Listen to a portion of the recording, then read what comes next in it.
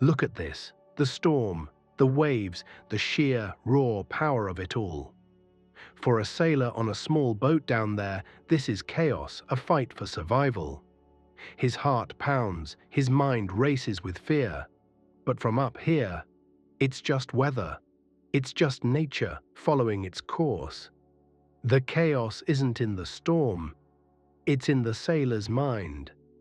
And for the last 40 years, in my travels from the markets of Marrakesh to the monasteries of the Himalayas, I've been searching for that higher vantage point for the human soul.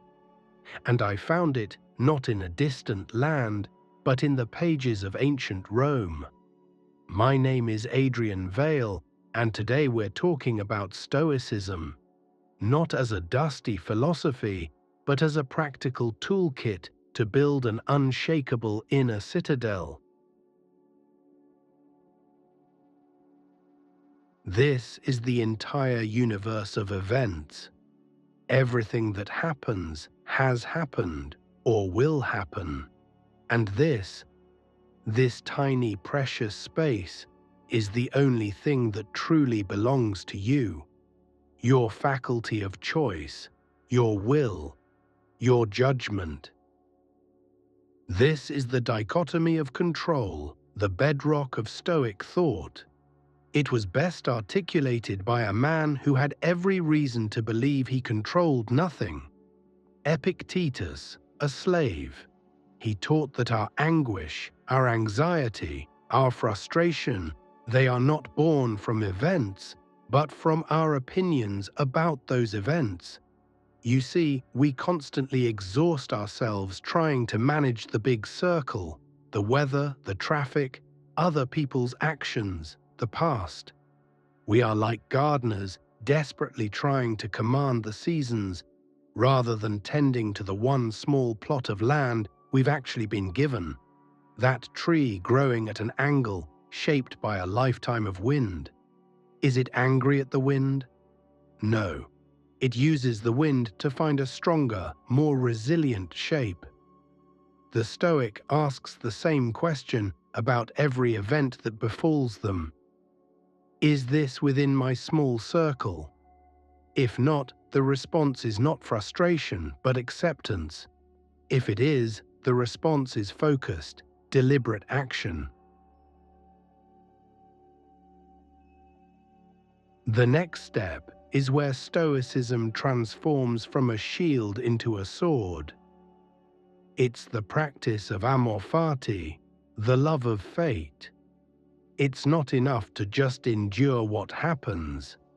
The Stoic learns to embrace it, to see it as necessary fuel for their own transformation. Think of Marcus Aurelius, arguably the most powerful man in the world. He didn't write his meditations in a peaceful palace, but in a military tent, surrounded by the stench of death during a campaign to secure the borders of a dying empire. He was plagued by illness, betrayed by his generals, and grieved the loss of his children. And yet he wrote these words, "A blazing fire makes flame and brightness out of everything that is thrown into it." He wasn't just putting a positive spin on things. He was engaging in a profound mental alchemy, turning the lead of circumstance into the gold of character. Let's make this practical. You miss your train. The default reaction is anger, frustration, a ruined morning. The Stoic asks, what does this obstacle make possible? Perhaps it gives you 20 minutes of unexpected quiet to read. Perhaps it teaches you patience. Perhaps it saves you from an accident further down the line that you'll never know about. This is not wishful thinking. It is a disciplined reframing of reality. The obstacle is not in your way. The obstacle is the way. Philosophy is worthless if it stays in books. The Stoics were psychologists, and they developed brutal, beautiful mental drills. The first is Premeditatio Malorum. the premeditation of evils. Instead of fearing loss, you invite the thought in. You consciously visualize it. You imagine this cup, which I now hold so easily, shattered. You imagine your health failing. You imagine the loss of your job, your status, the people you love. Now, does this sound morbid, pessimistic? It is the opposite. It is the ultimate vaccination against anxiety. By willingly contemplating the loss of what you have, you strip the future of its power to frighten you. And in doing so, you achieve a startling result. When you bring your mind back to the present, this cup of water is no longer ordinary. It is a miracle. Its temporary nature is what makes it beautiful. You drink it not with complacency, but with profound gratitude. The second practice is the view from above. When you are consumed by a problem, you shrink your perspective. The Stoic deliberately expands it. You imagine yourself rising, seeing your house from above, your city, your country, the whole spinning earth, a pale blue dot in the immensity of space. From here, your argument with a colleague, your anxiety over a presentation, your wounded pride, how does it look? It doesn't make your life meaningless. It puts your life into its true cosmic context. It quietens the hysterical whispers of the ego. You realize you are a small part of a vast, beautiful, and indifferent whole. And in that realization, there is a tremendous, liberating peace. So, what is the goal of all this? It is not to become emotionless.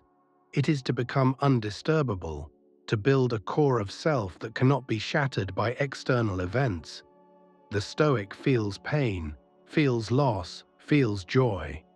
But they do not become those feelings. Their inner citadel remains standing. Seneca, another Stoic, who was forced to take his own life by the tyrant Nero, wrote that we suffer more often in imagination than in reality. Most of our anxiety is a ghost, a story we tell ourselves about a future that may never come. Stoicism is the discipline of staying in the reality of the present moment, dealing only with what is true and what is within your power to change. This is the legacy of Stoicism. It is not a magic trick to erase life's difficulties. It is a forge to strengthen your character within them. It's the conscious decision to focus on your small circle, your virtue, your actions, your judgments, and to meet everything in the big circle, not with panic, but with a calm, clear, and purposeful mind.